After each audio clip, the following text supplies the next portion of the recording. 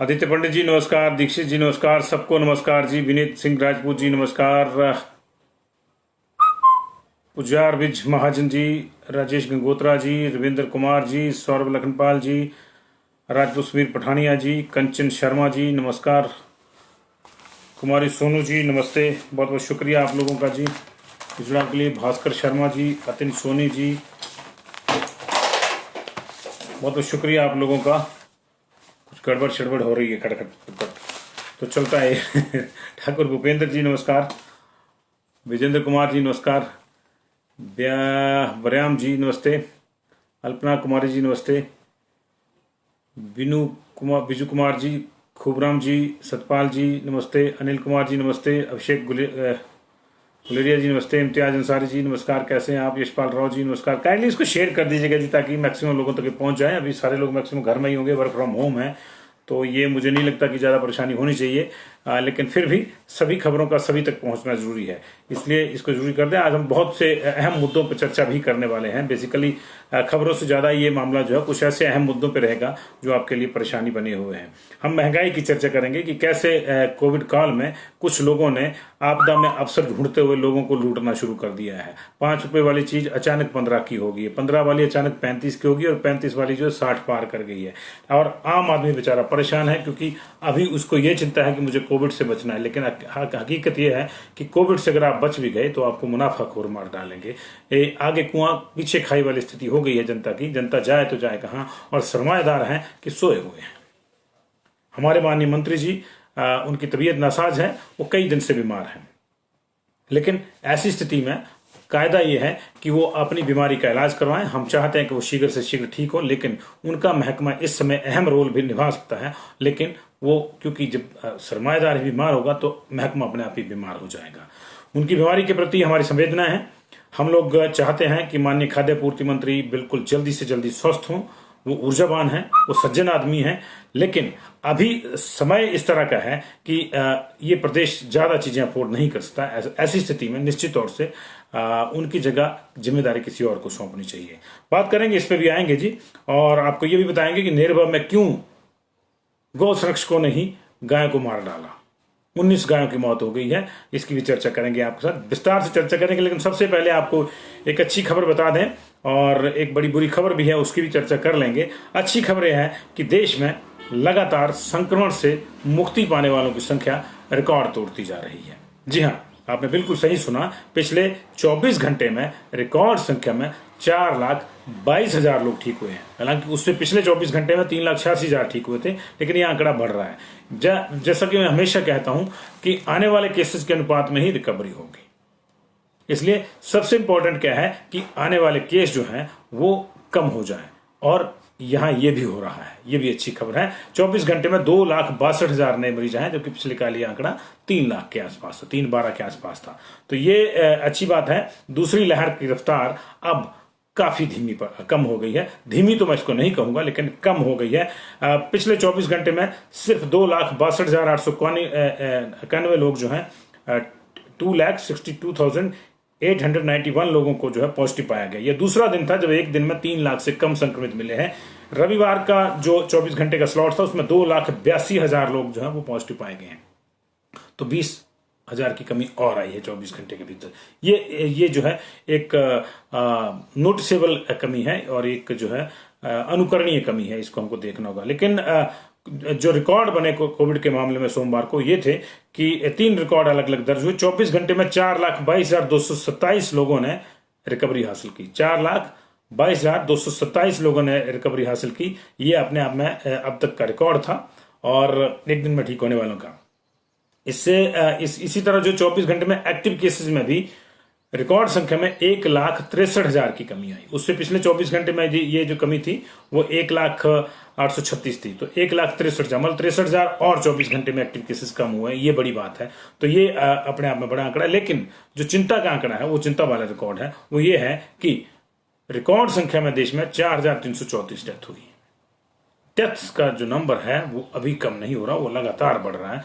लगातार 10 से ज्यादा बार, इन 16 दिनों में 10 से ज्यादा बार जो है, मुझे 10 का याद है, 4,000 से ऊपर केसेस आ चुके हैं देश में डेथ के। ये प्रॉब्लम है। लेकिन रिकॉर्ड संख्या में 4 लाख केस ठीक हुए हैं, ये बड़ी बात है। 24 घंटे में कुल नए केस 2,62,000 हैं जो ठीक हुए हैं, 4,22,000 ठीक हुए हैं। इस तरह से जो है जो ठीक होने वालों की आंकड़ा है वो बहुत ज्यादा है, और 1,63,000 की कमी हुई है कुल मिला के एक्टिव केसेस में जी। अब तक कुल 2,52,00,000 लोग हमारे पास पॉजिटिव आ चुके हैं इंडिया में। 2,15,00,000 ठीक हो चुके हैं। मौतें 2,78,000 हो चुकी हैं। ये चिंता का विषय है। और जो एक्टिव केसेज हैं वो घट के 33,48,000 आ गए हैं। एक्टिव केसेज 33,48,000 आ गए, घट के लगातार ये घट रहे हैं, और ये घटने चाहिए, अच्छी बात है। हिमाचल प्रदेश में भी एक्टिव केसेस कम हो रहे हैं। पिछले कल भी इसमें 547 का जो है कमी आई है। हालांकि उससे पिछले कल जो 15 तारीख थी उस दिन हमारे पास रिकॉर्ड संख्या में, माफ कीजिएगा, 14 तारीख को हमारे पास 16 तारीख को, आज 16 तारीख को हमारे पास रिकॉर्ड संख्या में 2,409 लोग जो हैं वो रिकवर हुए थे। और पिछले कल 17 तारीख को हमारे पास 547 एक्टिव केसेस कम हुए थे जी। तो 16 की जो कमी थी, जो 2,409 केसेस की, वो अपने आप में एक नोटिसेबल चीज थी। तो लगातार केसेस कम हो रहे हैं, लेकिन अभी आपको बहुत सतर्क रहना है। अभी 8 जिले ऐसे हैं जहां पे पिछले कल केसेस कम हुए हैं, लेकिन ये परेशानी जो है अभी बनी हुई है हिमाचल प्रदेश में, क्योंकि हिमाचल प्रदेश में थोड़ा सा लेट आया था जो पीक है। अभी लग रहा है ऐसा कि आके चला गया, लेकिन आज और कल के जो आंकड़े हैं, हम चाहते हैं कि बुधवार तक, क्योंकि 7 दिन के आंकड़े देखेंगे तो पता चलेगा कि एग्जैक्टली कितना हुआ है कितना नहीं, क्योंकि पूरे देश में सबसे ज्यादा केसेस की जो परसेंटेज है वो हिमाचल प्रदेश में। तो उस लिहाज से अभी थोड़ा हमको बहुत ज्यादा सुधार करने की जरूरत है। पहले लॉकडाउन के सकारात्मक नतीजे आ रहे हैं, दूसरे लॉकडाउन के भी सकारात्मक नतीजे आएंगे, ये तय मान के चलिए। इसी बीच में एक और बुरी खबर है कि पद्मश्री पुरस्कार से सम्मानित और इंडियन मेडिकल एसोसिएशन के पूर्व राष्ट्रीय अध्यक्ष डॉक्टर के अग्रवाल का निधन हो गया। वो भी कोविड से जंग हार गए हैं। ये चिंता का विषय है कि देखिए, यही हम इसलिए बता रहे हैं इस खबर को कि ये जो संक्रमण है ये बड़ा छोटा, एक्सपर्ट, अनपढ़, गरीब, अमीर कुछ नहीं देखता। ये किसी को भी अपनी जकड़ में ले लेता है और उसको जो है बुरी तरह से झकझोर के रख देता है, और कई लोगों की जो है उसमें डेथ भी हो रही है। तो ये तो रिकवरी की बात थी, और चिंता मौतों की बनी हुई है। पिछले कल हमारे यहाँ भी 62 डेथ हुई है, और उससे पिछले कल से 71 हुई थी रिकॉर्ड संख्या में। तो हमारे यहाँ भी मौतें जो है लगातार बनी हुई। 905 मौतें अब तक मई में हिमाचल प्रदेश में हो चुकी है। मई में 905 मौतें हो चुकी हैं। पूरे पिछले साल की अगर बात करें तो 955 मौतें थी 2020 में, और ये मई में 905 हो गई हैं। तो ये चिंता बिल्कुल जो है परेशानी बनी हुई है हमारी है, इसको देखना होगा और सरकार को कुछ करना होगा। लेकिन दूसरा एक बड़ा फ्रंट जो सरकार से भूल रहा है, सरकार कोविड से लड़ने में लगी हुई है, लेकिन उधर मुनाफाखोर शुरू हो गए हैं। अगर कोविड ने छोड़ भी लिया तो आम आदमी, गरीब आदमी महंगाई से मर जाएगा। ये अब लग रहा है ऐसा, क्योंकि महंगाई जो है लगातार डंक मार रही है। ओवरऑल थोक महंगाई जो है 10.49 पर पहुंच गई है, परसेंट पर पहुंच गई है। लेकिन अगर हिमाचल की ही बात करें तो सब्जियों के दाम बढ़ गए हैं कर्फ्यू के चलते। 15 रुपए वाली सब्जी 30 में है, 30 वाली 45 में है, 45 वाली 60 में है, और कहीं कोई चेक नहीं है। जिसका जो दिल कर रहा है वो सब्जी वो मांग रहा है। अगर आपने कह दिया कि भैया ये टमाटर सड़े हुए हैं, तो आगे से जवाब मिलता है कि लेने हैं तो लो जी, नहीं तो चले जाओ। ये स्थितियां हो गई हैं, और इनको संभालेगा कौन? दूसरी ओर आपकी जानकारी के लिए बता दें, जो डालडा घी 2 माह पहले 95 रुपीज का था, वो 2 महीने में 160 रुपए प्रति किलो हो गए हैं। ये देखिए आप रेट, दालों के रेट 15 से 25 रुपए बढ़ गए हैं प्रति किलो में जी। सरसों के तेल में 2 महीने में 60 रुपए का अंतर आ गया प्रति किलो में, 60 रुपए बढ़ गए हैं। इसी तरह सब्जियों, नींबू जो है ढाई गुना महंगा हो गया है। नींबू इस वक्त 150 और 200 रुपए के बीच में मिल रहा है, और उसमें भी पता नहीं है कि नींबू है या आलू बुखारे हैं, उसका साइज इस तरह से है, क्योंकि लूट मची हुई है और जितना लगा उसको ला तोड़ के लेना तो लो जी, हरा ही है, पीला ही है, जो जैसा है वैसा है। लोगों के पास ऑप्शन नहीं है, लोग किसी को कुछ बोल नहीं सकते। 3 घंटे के लिए दुकानें खुलनी है। इससे पहले कि आप दुकानदार से बहस करें कि भैया आप इतने महंगे, के पीछे वाला कहता है कि भाई साहब मुझे लेने दो, ये भी समस्या है। और इन सारी की सारी स्थितियों का मामला जो है मुनाफाखोर उठा रहे हैं। मैं ये नहीं कहता कि सारे लोग लूट कर रहे हैं, लेकिन मुनाफाखोरी तो हो रही है, मुनाफाखोरी तो दोस्तों हो रही है। इसको रोकेगा कौन जी? इसको रोकने का काम जो है तुरंत प्रभाव से सरकार का है। लेकिन सरकार की स्थिति है कि जो खाद्य आपूर्ति विभाग, जिनको ये सबसे पहले जिनकी जिम्मेदारी होनी चाहिए इस चीजों को देखने की, उसके मंत्री महोदय पिछले कई दिनों से बीमार हैं, उनकी तबीयत नासाज है। वो पहले हॉस्पिटल में थे, अब अपने कोठी पे हैं, तो जाहिर है उनकी सक्रियता उनकी बीमारी के कम है। इसलिए हम सरकार से मांग करते हैं कि फिलहाल किसी और को खाद्य आपूर्ति मंत्री लगा दीजिए, क्योंकि इस समय मंत्री ऐसा चाहिए जो डंडा लेके मार्केट में घूमे, जो छापामारी करे, जो मौके पे लोगों की दुकानें सील करवाए। एक बाजार में अगर किसी एक मुनाफाखोर की दुकान सील होती तो बाकी लोगों को कान हो जाएगा, लेकिन करेगा कौन जी? करेगा कौन? इसलिए मंत्री महोदय को स्वास्थ्य लाभ लेने दीजिए, अच्छी बात है, सज्जन आदमी है, वो जल्द स्वस्थ हो, उसके बाद उनको मंत्री बना लीजिए। लेकिन फिलहाल किसी और को मंत्री बना दीजिए और उसको फील्ड में उतारिए डंडा लेके। अदरवाइज दिक्कत यह है कि अधिकारी भी मिले हुए हैं, कुछ लोग, सारे तो मैं नहीं कह सकता कि सारे मिले हुए हैं, लेकिन अधिकांश मिले हुए हैं। अधिकारी छापामारी करने जाते हैं, छापामारी के नाम पर कहते हैं कि तुमको तो 20-25 हजार रुपये जुर्माना लगेगा, ऐसा करो मेरा 5,000 का राशन भर दो। मजे हैं जी, 5,000 का राशन भर के आपको जो है खुली छूट की इजाजत मिल जाती है, लूटने की खुली छूट मिल जाती है, तो कौन नहीं करेगा? इसलिए हर स्तर पे भ्रष्टाचार है, मुनाफाखोर भी हैं, उनको बढ़ावा देने वाले अधिकारी भी हैं, वो अपना देखते हैं, आम लोगों की कोई नहीं देख रहा है। इसलिए मंत्रियों को फील्ड में लगाइए, इन मंत्री महोदय को फिलहाल हटा दीजिए और लगा दीजिए। ये विडंबना है हमारे प्रदेश की, ये विडंबना है कि भरे कोविड काल में पिछले साल 8 महीने तक हमारा कोई स्वास्थ्य मंत्री नहीं था, उसका चार्ज मुख्यमंत्री के पास था। और अभी जब पब्लिक डिस्ट्रीब्यूशन सिस्टम के माध्यम से लोगों को राहत पहुंचाने का समय था, तो हमारे मंत्री महोदय की तबीयत अनफॉर्चुनेटली खराब है।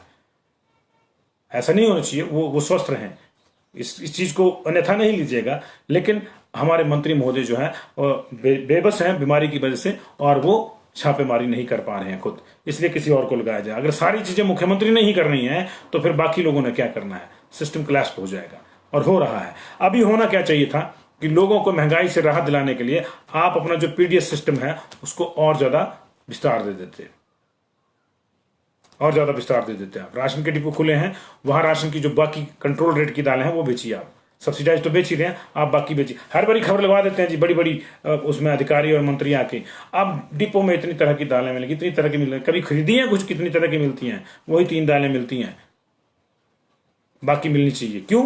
क्योंकि बाजार में रेट जो है वो 30, 25, 15, 20 रुपए ज्यादा है। अगर किसी को 15 रुपए ज्यादा बाजार में मिल रहा है और 15 रुपए सस्ता डिपो में मिलेगा तो डिपो से खरीदेगा। इससे क्या होगा? सरकार का भी लाभ होगा, डिपो संचालक का भी लाभ होगा, उसकी भी छोटी मोटी कमीशन होगी। लेकिन वो इतना बड़ा मुनाफाखोर तो नहीं है ना जितने कुछ बाहर हैं, जितने कुछ बाहर हैं। वो तो कहते भैया लेना तो लो, नहीं तो चलो, लेकिन डिपो वाले को तो आमदनी चाहिए। तो इस बहाने जो डिपो हैं, जो सोसाइटियां हैं, उनकी भी सेहत सुधर जाएगी और लोगों का भी कुछ बच जाएगा। अन्यथा कोविड छोड़ लेगा, महंगाई मार देगी। इस चीज को ख्याल रखिएगा। आप सोचिए, रोज 1 रुपए प्रति लीटर दाम बढ़ रहे हैं, रखे रखे बढ़ रहे हैं, पेट्रोल डीजल की तरह, खाद्य तेल के रखे रखे। लाला जी तो सुबह शाम नहीं बुलाते ना कि शाम को सारे विज्ञापन सवेरे लाओ सप्लाई। लाला जी तो क्या करते हैं, 1 महीने का स्टॉक लाते हैं, 15 दिन का लाते होंगे। अब वो 15 दिन में आज बढ़ गया जी, मैक्सिमम उसमें एमआरपी पहले उसमें डबल लिखा होता है, 100 रुपए वाली चीज का 200 लिखा होता है, इसलिए आम आदमी को पता नहीं चलता। इसको कौन चेक करेगा? इसको कौन चेक करेगा? और देखिए कॉकस, देखिए सरसों के तेल के दाम बढ़ गए तो लोग पामोलिन खरीदेंगे, उसको भी बढ़ा दो, सारे बराबर कर दो जी। आज की डालडा घी पहले आधे पे था, जब सरसों का तेल 120 रुपए था तो डालडा घी 80 रुपए और 85 रुपए के आसपास था। लेकिन अभी 160, 160, 160, जो मर्जी खरीद लो जी, लूटना ही है। तो ये जो लूट है इसको रोकना होगा, हम बार बार इसलिए कह रहे हैं। और अगर मंत्री महोदय की तबीयत ठीक नहीं है, उनकी सेहत ठीक नहीं है, तो उनको रेस्ट दीजिए, किसी और को बना दीजिए, उसको भेज दीजिए। बड़े मंत्री हैं आपके पास, नहीं है तो कोई नया आ जाएगा, हो सकता है ज्यादा बढ़िया परफॉर्म कर दे। मंत्री जो है वो परफॉर्मेंस के लिए हैं। अनफॉर्चुनेटली कोई बीमार हो जाता है, ये जो है दुर्भाग्यपूर्ण है। कोई भी व्यक्ति कभी भी बीमार हो सकता है, लेकिन अभी इस समय हमको जो है सख्त जरूरत है कि हमको एक एक्टिव मंत्री चाहिए। और अगर स्वास्थ्य मंत्री भी विपक्ष के बयान के बाद ही दौरा करने निकलते हैं तो उनको भी हटा दीजिए। बहुत से लोग हैं, आप मौका दीजिए, वो ज्यादा बढ़िया परफॉर्म करेंगे। जनता को परफॉर्मेंस से मतलब है, जनता को बहानों से मतलब नहीं है। अगर मंत्री की सेहत ठीक नहीं है तो मंत्री ठीक हो जाएंगे, नई ऊर्जा के साथ आएंगे, वो डबल सेवा करेंगे, हमारे को पूरा विश्वास है, उनको तब रख लीजिएगा। लेकिन बीच में किसी को तो जिम्मेदारी दो। अगर खुदा न खास्ता उनकी बीमारी थोड़ी सी लंबी चलती है या उनको स्वास्थ्य लाभ लेने में, उनको फुल मोमेंटम में आने में, पूरी ऊर्जा हासिल करने में 1 महीना लग जाए, तो 1 महीने तक यही स्थिति रहेगी। तब तक तो लोग जो है लोगों को लूट के लटका देंगे मुनाफाखोर। इसलिए कुछ चीज करना चाहिए जी, कुछ चीज सोचनी चाहिए। मुख्यमंत्री अकेले अकेले क्या करेंगे अगर उनके साथ कोई साथ देने नहीं आएगा? सब लोग जो है अपने अपने बैठे रहेंगे कि ठीक है जी, मेरा तो जी फलाना डिपार्टमेंट है, उसका तो आजकल कोई काम ही नहीं है। काम नहीं है तो आप जिसका काम है उसको संभाल लीजिए, वॉलंटियर तो करिए कहीं ना जी। ऐसे थोड़ा होता है कि अब मेरा तो ठीक है, अब कल को मान लो कि मैं उदाहरण दे रहा हूँ, ऐसा नहीं कह रहा हूँ कि उन्होंने कहा, मान लो कि कोई कहते कि मेरे महकमे में तो ये काम है, ये तो आजकल हो ही नहीं रहा, मेरे महकमे में तो काम ही नहीं है। शिक्षा मंत्री कह देंगे मेरे महकमे में तो कोई स्कूल लगे नहीं है। बस वाले मंत्री कह देंगे मेरी तो बसें नहीं चल रही है, तो मैं क्या करूँ जी? तो बसें नहीं चल रही हैं, स्कूल नहीं लगे, तो भैया कुछ और काम कर लो ना, आसपास कहीं छापेमारी कर लो। जरूरी थोड़ा खाद्य आपूर्ति मंत्री ने छापेमारी करनी है, आप भी कर सकते हैं, आप भी सरकार के मंत्री हैं, आपको भी इख्तियार है। प्रशासन को लेकर चले जाइए, अगर आपको कानूनी रूप से हक नहीं है तो प्रशासन के 2 बंदे साथ में रखिए, उनसे करवा लीजिए, है ना जी। लेकिन मैं बोलूँ कि उद्योग मंत्री है, आजकल उद्योग तो ठप पड़े हैं जी, मैंने क्या करना जी? तो कुछ नहीं करना, तो आप लोगों की सेवा करिए। ये मेंटालिटी हमको छोड़नी होगी जी, ये मेंटालिटी हमको छोड़नी होगी, क्योंकि मेरे महकमे में काम नहीं है तो नहीं है, तो दूसरे में कर लीजिए। कुछ काम ये आम है, ये किसी महकमे के काम नहीं है। जनता को लूट सूट से बचाना किसी एक महकमे की जिम्मेदारी नहीं है, ये पूरी सरकार की जिम्मेदारी नहीं है जी, ये पूरी सरकार की जिम्मेदारी है, उसको निभानी चाहिए। आंख मूंद के नहीं निकला जा सकता। प्लीज, कोविड से लोग बच जाएंगे, लोग नियमों का पालन कर रहे हैं। अनफॉर्चुनेटली कुछ लोगों की जो डेथ हो रही है वो अनफॉर्चुनेट है, लेकिन महंगाई से मर जाएंगे, महंगाई से मर जाएंगे। मैं बोल दूंगा जी मेरा ये बिजनेस है, मुझे नुकसान हो रहा, मुझे पैसे दे दो। एक दूसरा उठेगा, ए उठेगा, बोलेगा मेरे बिजनेस में नुकसान है, मुझे दे दो। बी उठेगा, बोले मेरे धंधे में नुकसान है। सी उठेगा जी मेरे धंधे में नुकसान है। डी उठेगा, बोले मेरे धंधे में नुकसान है। लेकिन जो कॉमन आदमी है उसका भी तो नुकसान है भैया, उसकी भरपाई कौन करेगा? स्कूल वालों का नुकसान हो रहा है इसलिए उनको जो पूरी फीस चाहिए। मार्केट वालों का नुकसान हो रहा है इसलिए उनको पूरा दिन खोलना है, भले कोरोना जितना मर्जी फैल जाए। उद्योगों वाले का नुकसान हो रहा है, उनको उद्योग खोल दीजिए। होटल वाले कहते हैं हमारा नुकसान हो गया, हमको कुछ दे दीजिए। प्राइवेट बस वाले कहते हैं किराया बढ़ा दो जी, हमारा नुकसान हो गया। लेकिन भैया अल्टीमेटली आम आदमी की कौन सोचेगा? आपको ही सोचनी है, सरकार को सोचनी है। एक समन्वय बनाइए, सबका साथ सबका विकास के नारे को छोड़ दीजिए। इस समय सबको जो है, सबका बचाव, सबकी सुरक्षा, सबका बचाव जो है वो करिए। सुरक्षा बीमारी से करिए सबकी, और बचाव जो है इस नुकसान से करिए। ये इस समय का नारा होना चाहिए। विकास विकूस तो बाद की बात है, वो तो जब होगा तब होगा, क्योंकि इकोनॉमी का तो भट्टा इस बीमारी ने बिठा दिया है। लेकिन जो रहा सहा है उसको मत बिठाइए। जो गरीब आदमी के पास 10-20 रुपए बचे हुए हैं वो मुनाफाखोरी में ना लुटे, इस चीज का है। जो उसने 1-2 महीने के लिए बचा के रखा है उसको 2 हफ्ते में ना लुटवाइए। रातों रात इतने दाम कहीं नहीं बढ़े हैं चीजों के। एक तरफ किसान है, वो कह रहे हैं कि मुझे तो दाम ही नहीं मिल रहे हैं, मेरी सब्जी तो गोभी जो है सड़कों में फेंकने की स्थिति आ गई है। 2 रुपए मिल रहे हैं मुझे गोभी के, और वही गोभी 4 किलोमीटर दूर जाके बाजार में 40 रुपए की है। मुनाफाखोरी है कि नहीं है? हर गोभी बस में अपना टिकट लेके आती है क्या? सोलन में 20 रुपए किलो टमाटर है जी, शिमला में 40 रुपए हो जाएगा, टिकट कटवा के आता है जी। 20 रुपए सोलन से शिमला में 40 किलोमीटर में जो है 20 रुपए बढ़ जाते हैं, और लगी तो 60 रुपए भी। ये मुनाफाखोरी रोकनी होगी सर। बहुत हो लिया, लोग मर जाएंगे, लोग भूख से मर जाएंगे, लोग जो है इस महंगाई लोगों को मार डालेगी। इस महीने में 900 लोग मरे हैं, लेकिन आपने देखा होगा दो केसेस पिछले 24 घंटे में आए हैं, लोगों ने आत्महत्या कर ली। क्यों कर ली? खाने को कुछ नहीं है, जो जरूरतमंद है उसको पहुंच नहीं रहा है। आप रोज खबरें पढ़ रहे होंगे, उसकी चर्चा करेंगे। आप रोज खबरें पढ़ रहे होंगे कि ये मदद आ गई, ये मदद आ गई, ये मदद आ गई, ये मदद आ गई। गई कहां? गई कहां भैया मेरे? मैक्सिमम काम लोगों को राहत देने का जो है समाज से भी कर रहे हैं। क्या सरकार उसको रेगुलेट भी नहीं कर सकती? काइंडली सरकार को इस तरफ देखना चाहिए।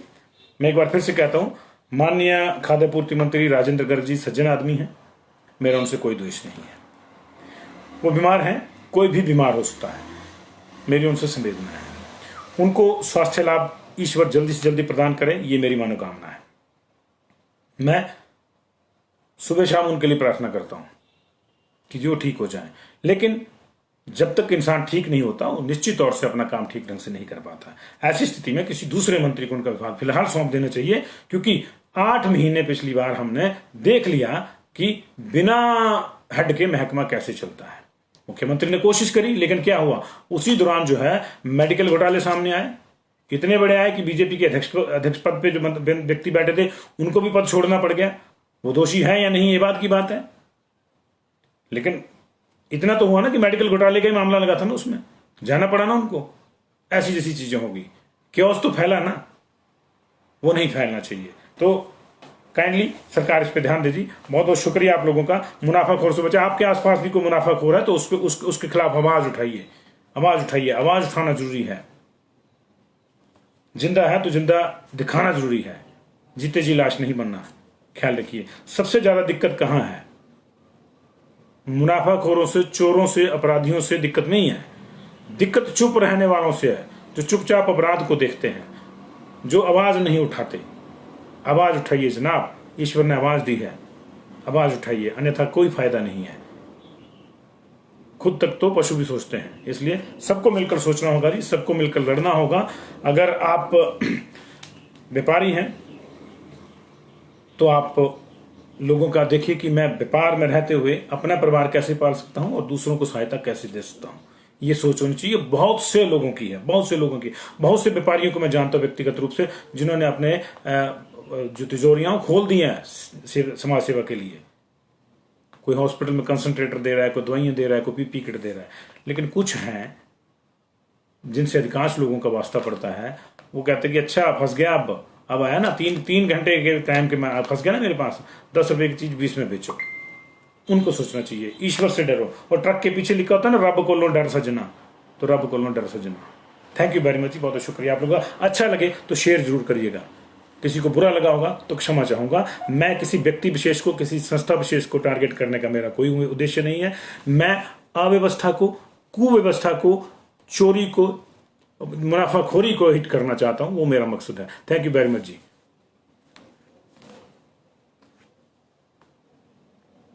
थैंक यू जी, थैंक यू विशाल जी। अगर आप सहमत हैं तो इसको शेयर जरूर कीजिएगा जी।